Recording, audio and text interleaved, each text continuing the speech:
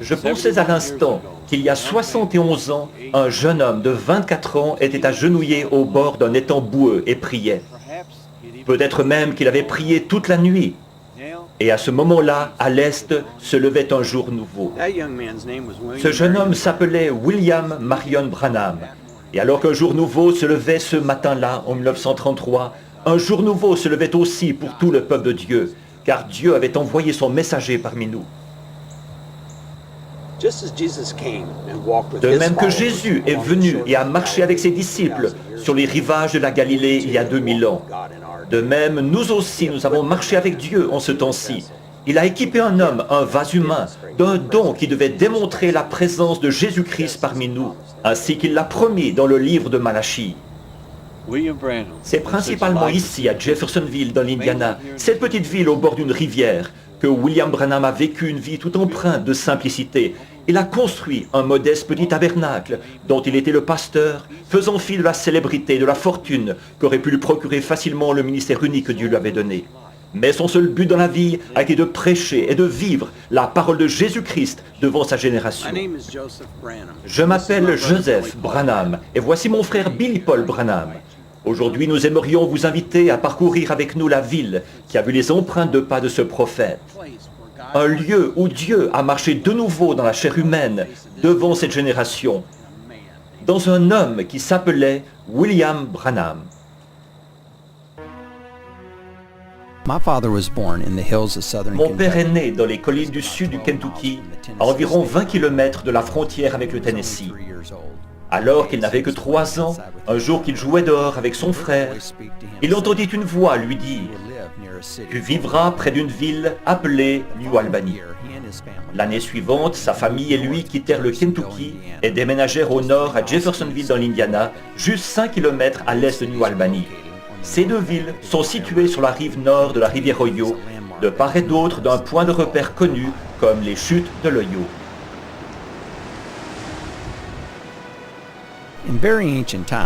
À une époque très reculée, les chutes peu profondes étaient un lieu de passage pour les troupeaux migrateurs se rendant vers les salons au Kentucky. Plus tard, alors que notre nation était jeune, les chutes constituèrent un sérieux obstacle pour la navigation des explorateurs et des colons qui voulaient suivre la rivière Ohio vers l'ouest. Finalement, ce lieu devint une halte pour les voyageurs. De nos jours, Jeffersonville, qui est située sur une langue de terre faisant saillie sur le cours de la rivière, juste au-dessus des chutes, est redevenue une halte pour les voyageurs venant du monde entier. Comme nous aujourd'hui, ils viennent visiter certains des endroits à l'intérieur et autour de cette localité fluviale qui ont vu les empreintes de pas du prophète de Dieu.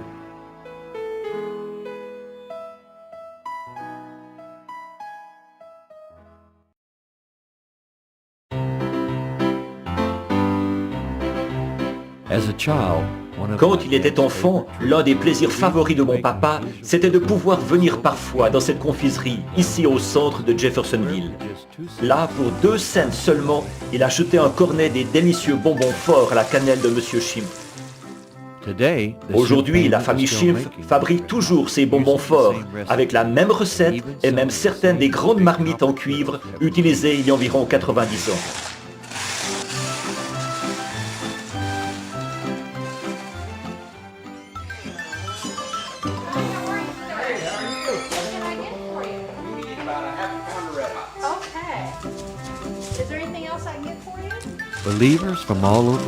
Des croyants du monde entier visitent cette petite confiserie dont papa parlait avec tant d'affection.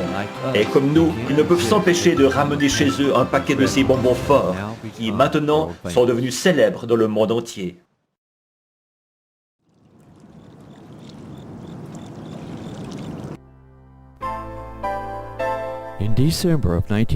En décembre 1936, ma mère, Sir Howe, s'est évanouie alors que debout, elle attendait le bus pour aller en ville faire ses achats de Noël.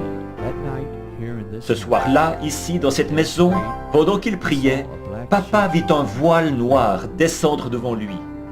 Puis il vit les rues de Jeffersonville inondées. Et un ange mesura 6,70 m d'eau à l'angle de la rue Spring et de l'avenue Court. 6 semaines plus tard, ce qui devint l'inondation record de 1937 recouvrit complètement la vallée de l'Ohio. À Jeffersonville, l'eau resta 23 jours au-dessus de la cote d'alerte d'inondation et, comme la vision l'avait montré, à l'angle de la rue Spring et de l'avenue Court, l'eau atteignit une hauteur de 6,70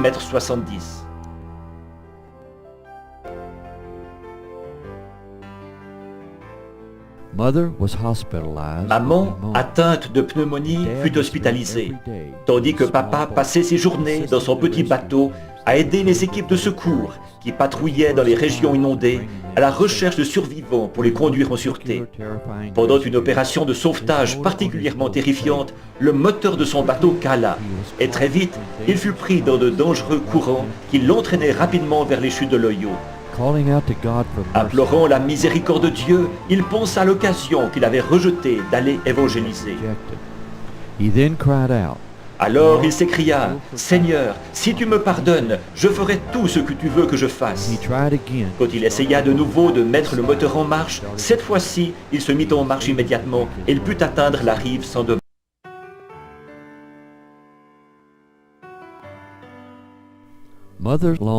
La longue pneumonie de maman avait sérieusement affaibli ses poumons et en quelques mois, la tuberculose avait envahi son corps.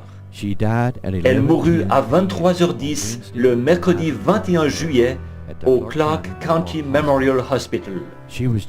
Elle n'avait que 24 ans. Ses obsèques eurent lieu le samedi 24 juillet. Le même jour, ma sœur, Sharon Rose, fut tout à coup atteinte de spasmes et hospitalisée. Papa se précipita à l'hôpital juste après les obsèques de maman. Mais pendant qu'il priait pour Sharon, son bébé, de nouveau un voile noir sembla tomber devant ses yeux. Et le lundi 26 juillet, juste 5 jours après la mort de maman, Sharon Rose mourut de méningite tuberculeuse. Le lendemain, la tombe fut ouverte et le cercueil de Sharon Rose fut placé au-dessus de celui de maman. Elle aurait eu 9 mois ce jour-là.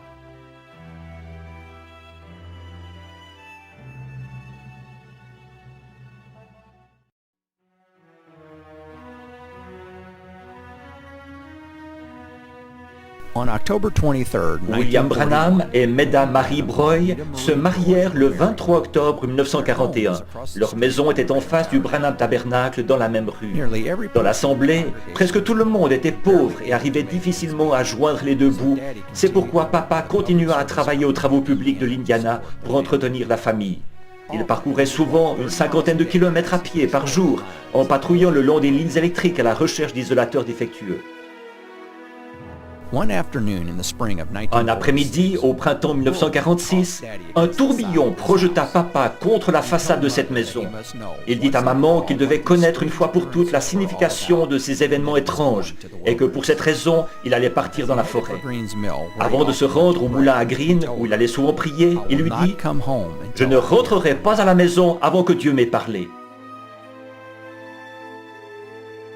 Il passa la nuit dans une toute petite cabane située dans le même coin qu'une caverne bien cachée qu'il avait découverte quand, garçon, il posait des collets et pêchait dans ce lieu sauvage pour aider à nourrir sa famille. Pendant que papa criait à Dieu, il était environ 11 heures du soir, un ange apparut dans la pièce. Je vis venir une lumière, je venais de lire la Bible, je pensais que c'était quelqu'un qui venait, faisant briller une lanterne ou quelque chose à travers un trou dans le bois.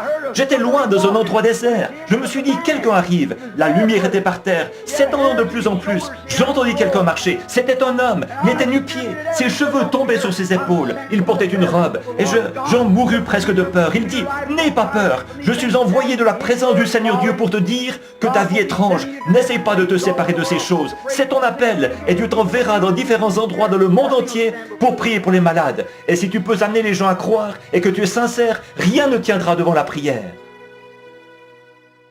Transformation. En 1963, il a été considérablement agrandi pour ajouter 150 sièges au sanctuaire. Cependant, la même cloche qui sonna ce certain dimanche matin il y a 71 ans, appelant les croyants à venir assister au service, sonne toujours fidèlement actuellement.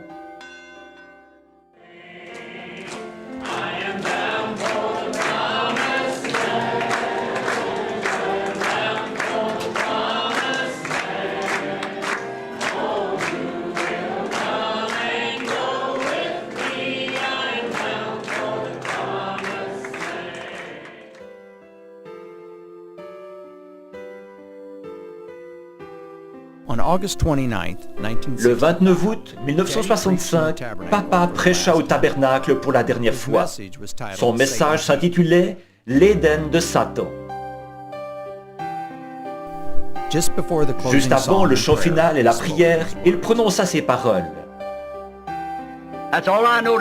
C'est tout ce que j'ai à vous dire, c'est que cette Bible, je crois de tout mon cœur, si je connais bien mon cœur, que c'est la parole de Dieu parfaite et sans mélange.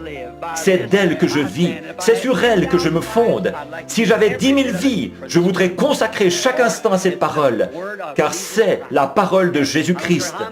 Ils auront beau chercher à en démontrer la fausseté, la science aura beau chercher à dire qu'on peut pas s'y fier, et tout. Pour moi, c'est la seule chose au monde à laquelle je peux me fier, c'est cette parole. Voyez, il est à moi, je l'aime, pas vous?